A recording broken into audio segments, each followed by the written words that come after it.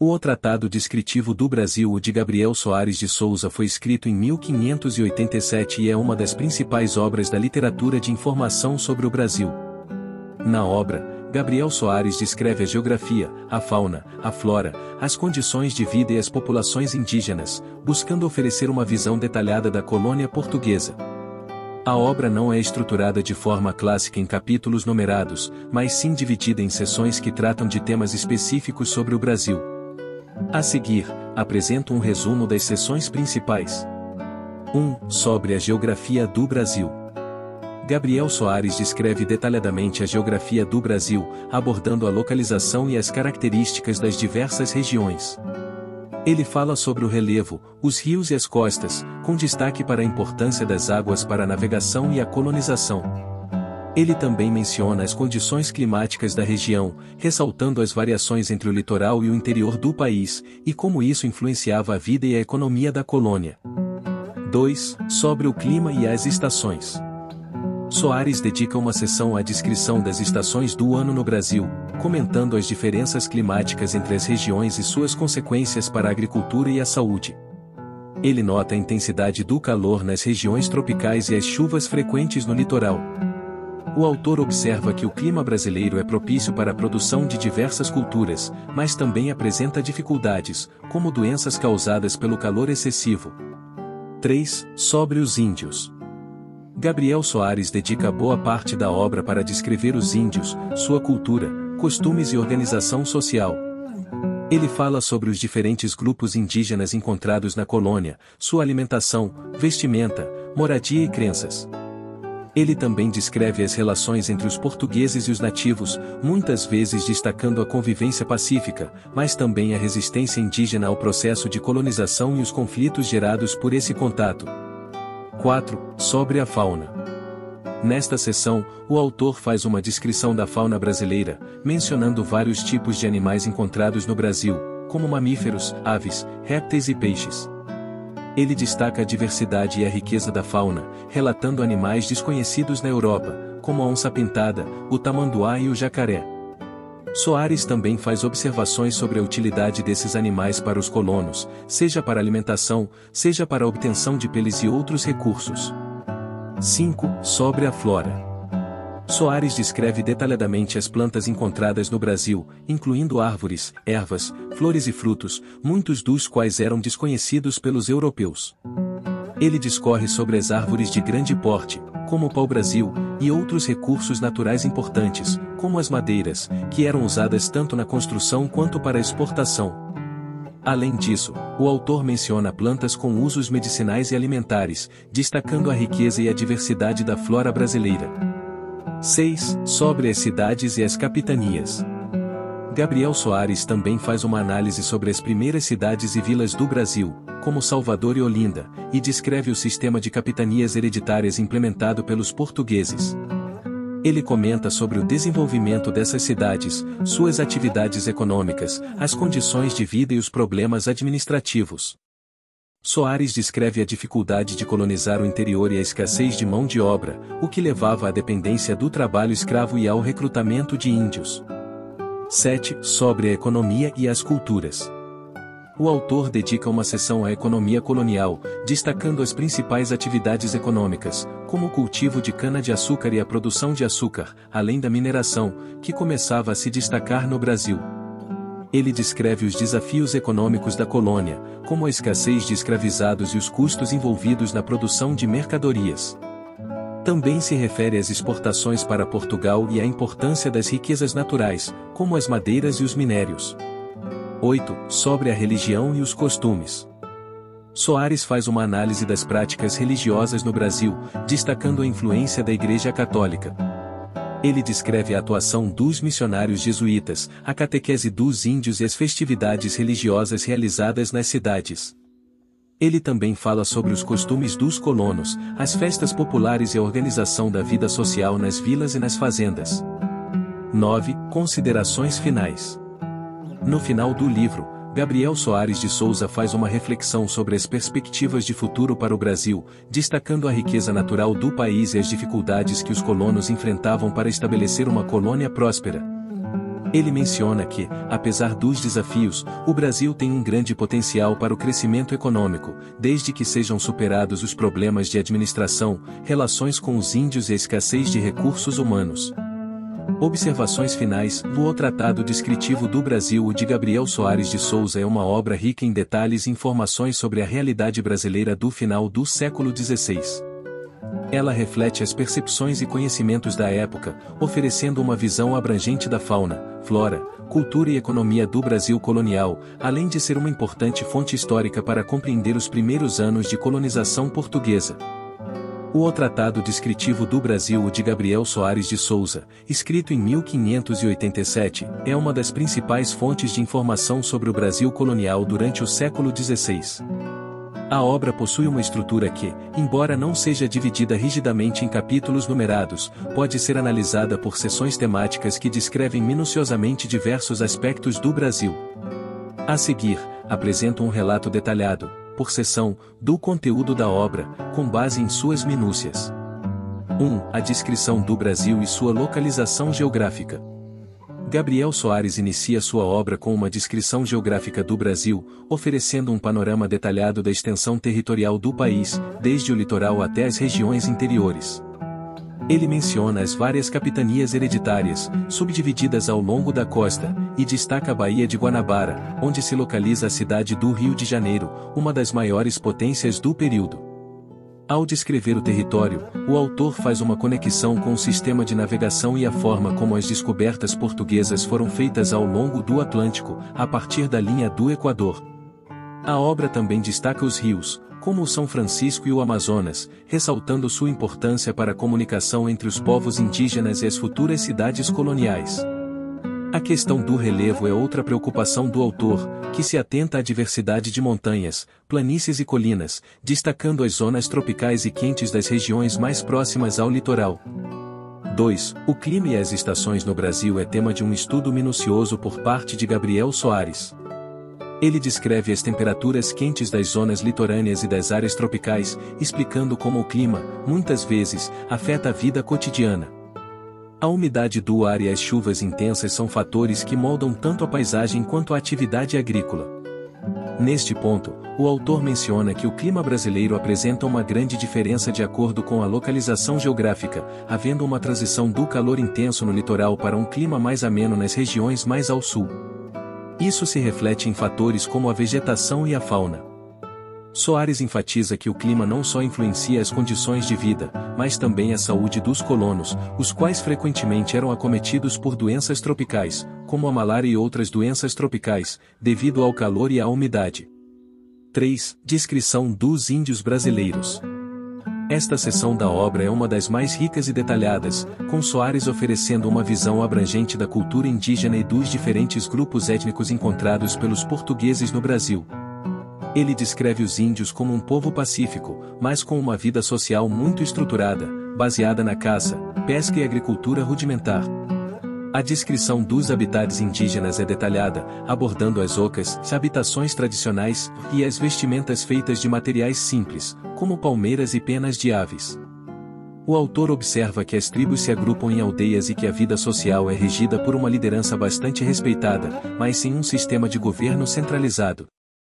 Além disso, Soares aborda a religião indígena, que era baseada em uma visão animista da natureza, e menciona as práticas de cultura corporal, como tatuagens, pintura e modificações do corpo. Ele também descreve os costumes alimentares e o trato com a natureza, como a utilização de plantas e animais, cujos conhecimentos eram passados de geração em geração. A interação com os portugueses é observada de maneira crítica por Soares, que observa os índios como uma população receptiva, mas que, por vezes, demonstrava resistência às tentativas de catequese e de colonização. 4. A fauna do Brasil. Dedica uma boa parte de sua obra à descrição da fauna brasileira, enfatizando a riqueza e a diversidade dos animais encontrados no Brasil. Ele descreve a presença de mamíferos como a onça-pintada, o tamanduá-bandeira, o jacaré e outros animais exóticos, que causavam grande espanto nos europeus. Ele também se detém nas aves, como o papagaio, o periquito, o tucano, que eram muito abundantes e coloridos.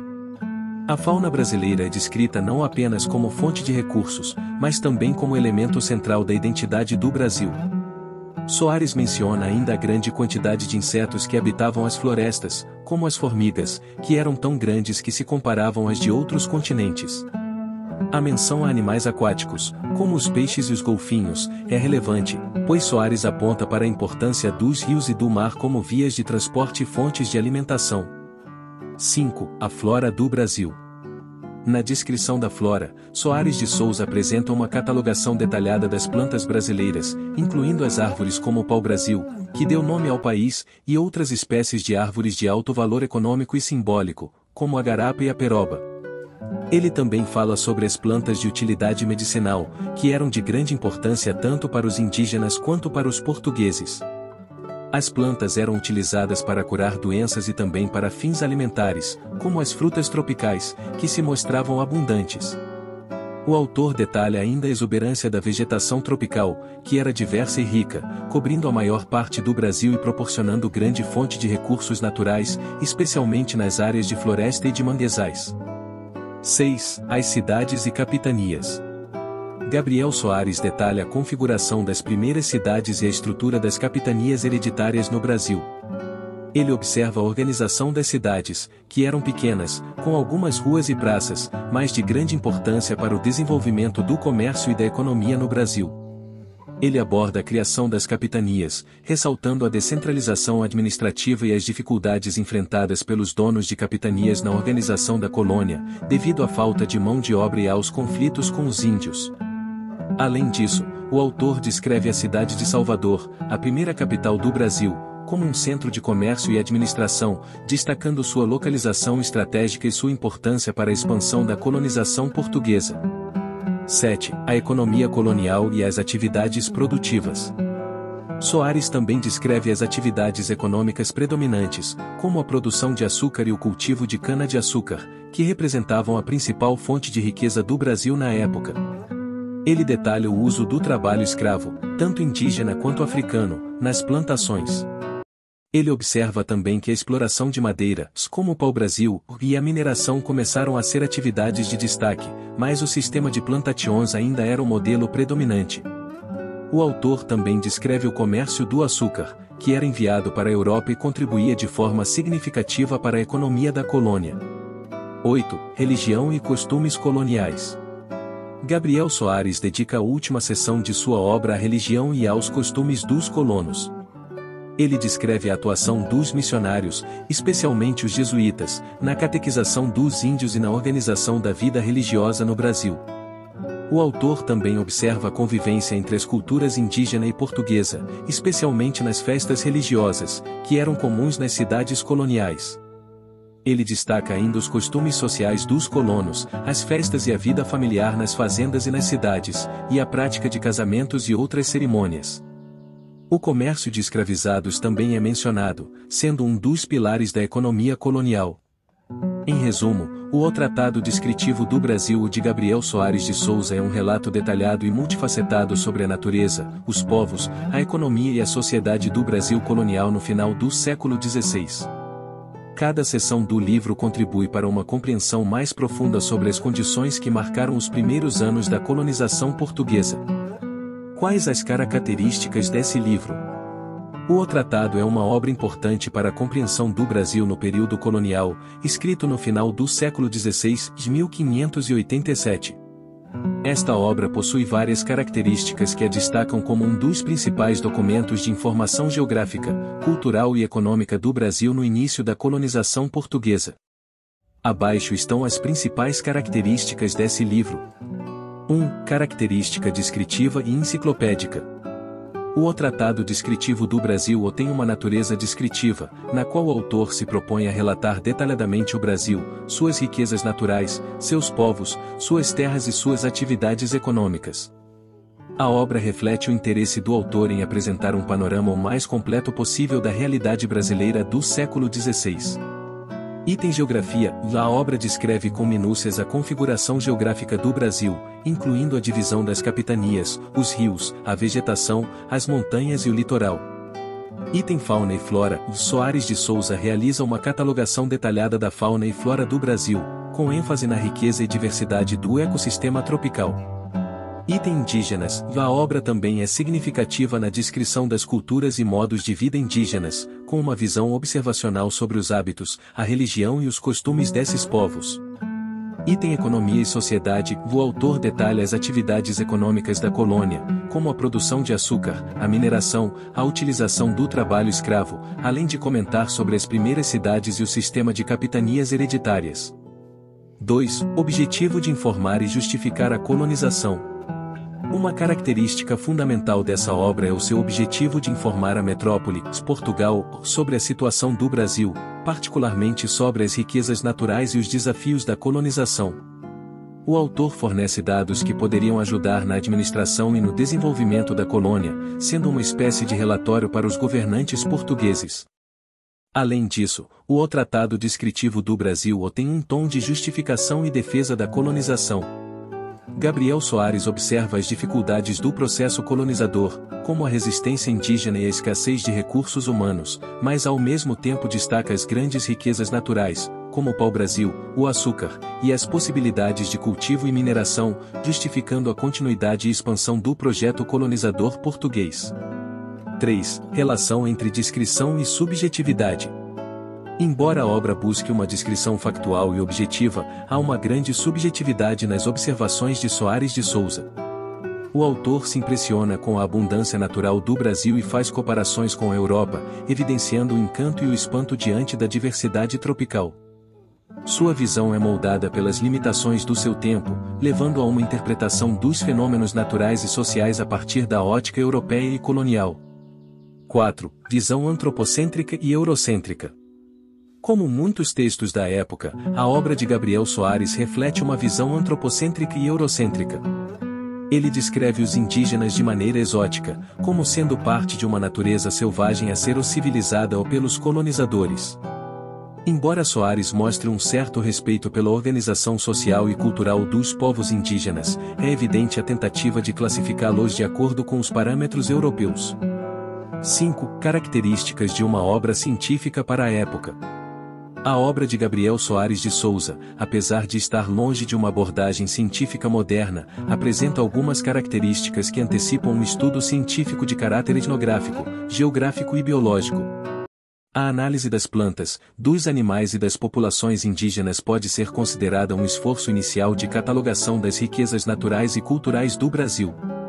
O método empírico do autor é claro, dele baseia suas observações em informações adquiridas com os próprios colonos, missionários e exploradores que estavam no Brasil, o que faz da obra um documento histórico e uma fonte de pesquisa antropológica da época. 6. Narrativa de explorador e cronista. Gabriel Soares se posiciona como explorador e cronista da colônia portuguesa. Sua obra é uma mistura de relato de viagem com estudo descritivo, o que coloca o tratado descritivo do Brasil na tradição literária das crônicas de viagem, muito comuns no período das grandes navegações. Ele se utiliza de um tom de testemunho e observação, que era característico dos relatos de navegadores e missionários portugueses. 7. Apresentação de informações práticas.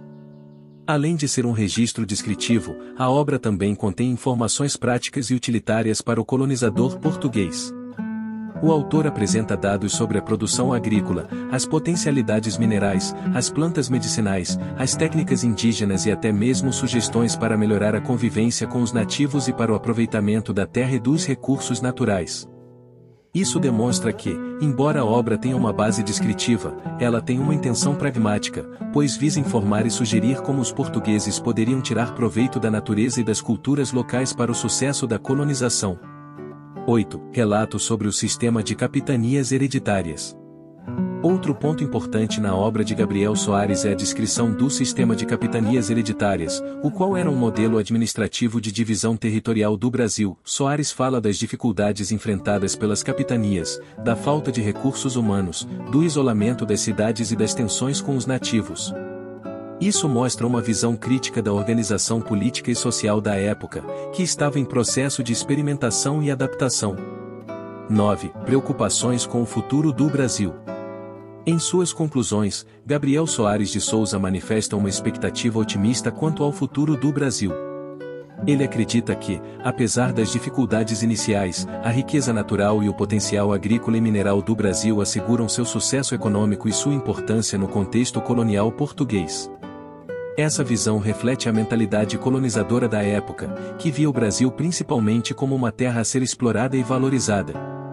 Conclusão: O Tratado Descritivo do Brasil é uma obra multifacetada, que combina elementos de relato de viagem, crônica histórica, ensaios científicos e justificação da colonização. Com sua visão detalhada e rica, Gabriel Soares de Souza se insere na tradição literária e científica da época, oferecendo um retrato do Brasil que seria utilizado como base para futuras explorações, estudos e a consolidação do domínio português. Além disso, a obra é um testemunho da percepção europeia sobre o Novo Mundo, ainda marcada pela exotização e pela tentativa de compreensão da diversidade que o Brasil representava para os portugueses. Quais trechos do livro merecem destaque e relevância?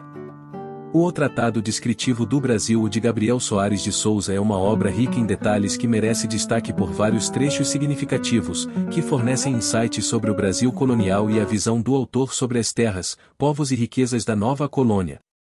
A seguir, listo alguns trechos da obra que são especialmente relevantes por suas características de descrição, análise e o papel histórico que desempenham para o entendimento da época.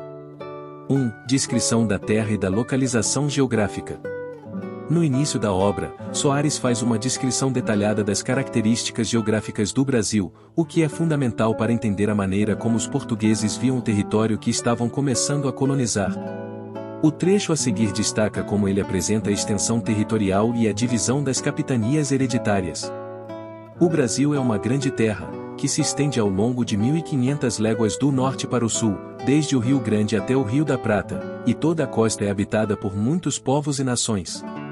Esse trecho não só reflete a grandeza territorial do Brasil, mas também a dificuldade em controlar o imenso território, uma vez que o processo de colonização estava apenas começando e a administração era descentralizada. 2. Descrição do clima e da vegetação.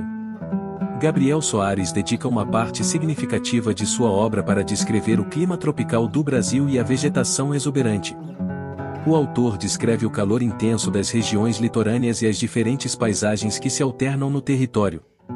Um trecho que se destaca é o seguinte: "E a terra é muito quente, e o calor chega a ser insuportável em algumas partes. As florestas são vastas, com árvores muito altas e grossas, cujas raízes são profundas e estendem-se por muito tempo.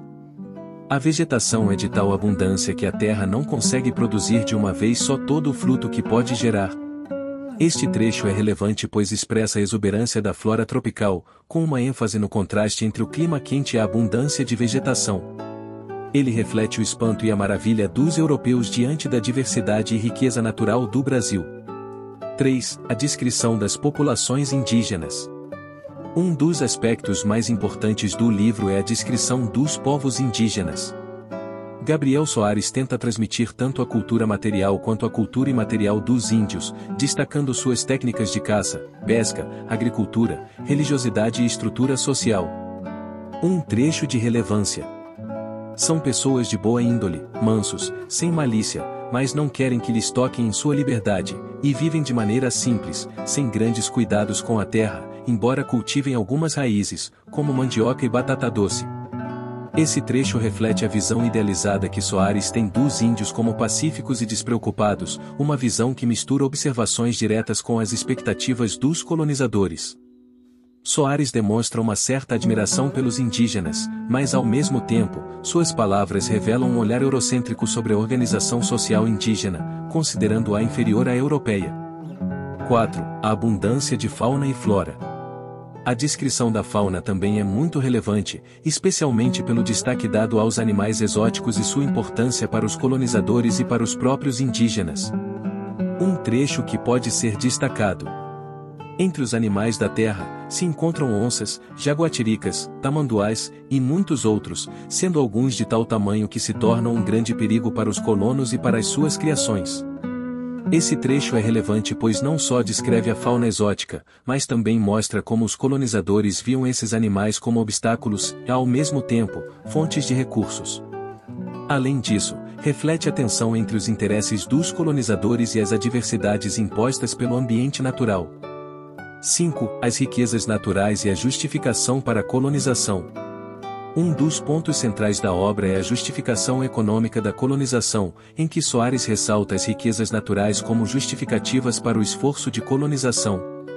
Um trecho revelador. Aqui existem riquezas que o Reino de Portugal nunca conheceu, e que podem enriquecer os seus súditos sem que se necessite de guerra ou conquista, apenas tirando o proveito da natureza e cultivando a terra. Este trecho é essencial, pois defende a colonização com base no potencial econômico do Brasil, mais especificamente nas riquezas naturais como o pau-brasil, que foi uma das primeiras fontes de exportação. Soares expressa uma visão de que o Brasil poderia se tornar uma grande fonte de prosperidade para Portugal, sem que fosse necessário recorrer à violência ou à exploração bélica. 6. O sistema de capitanias e as dificuldades da colonização. Gabriel Soares também aborda as dificuldades práticas da colonização, com destaque para a distribuição das capitanias hereditárias e a falta de recursos humanos. Um trecho significativo sobre isso. Embora se deem as terras em vastas porções aos capitães donatários, muitos deles não têm o que é necessário para povoá-las e desenvolvê-las. A terra é vasta e cheia de dificuldades, sem mão de obra suficiente para o cultivo e a defesa. Este trecho revela a dificuldade administrativa e as limitações do sistema de capitanias hereditárias. Soares reconhece as dificuldades em estabelecer um controle efetivo sobre um território tão grande, o que geraria uma série de problemas administrativos para o Império Português. 7. A exploração do pau-brasil. O pau-brasil, uma das primeiras riquezas exploradas pelos portugueses, também recebe destaque na obra. Gabriel Soares descreve a árvore e a sua importância para a economia colonial. O pau-brasil é uma árvore de grande valor, tanto para a cor vermelha que dá como para a quantidade de madeira que pode ser extraída. Sua exploração é o maior rendimento de toda a costa, embora os índios a considerem sagrada e a sua extração traga conflitos. Este trecho é relevante porque revela a exploração inicial e a conflituosidade entre portugueses e indígenas, em torno da exploração do pau-brasil, e já antecipa os conflitos econômicos que surgiriam entre os povos locais e os colonizadores. 8. Reflexões sobre os costumes e a religião. No final da obra, Gabriel Soares reflete sobre os costumes dos colonos e a religiosidade no Brasil, especialmente a atuação dos missionários, em particular os jesuítas. Um trecho importante é o seguinte: os padres têm um grande trabalho entre os índios, tentando doutriná-los e educá-los, mas ainda são poucos e enfrentam grande resistência. A terra, por sua vez, pede por mais orações, para que a conversão seja mais eficaz. Esse trecho destaca a dificuldade do trabalho missionário e a resistência dos indígenas à catequização, evidenciando a tentativa de integrar o Brasil à visão religiosa e social de Portugal. Conclusão. Os trechos acima destacados são fundamentais para entender as múltiplas dimensões da obra de Gabriel Soares de Souza, que se caracteriza como um relato empírico e pragmático sobre as condições do Brasil durante o período colonial. Eles fornecem insights não só sobre as riquezas naturais, mas também sobre os conflitos sociais, a dificuldade administrativa e a visão eurocêntrica do autor.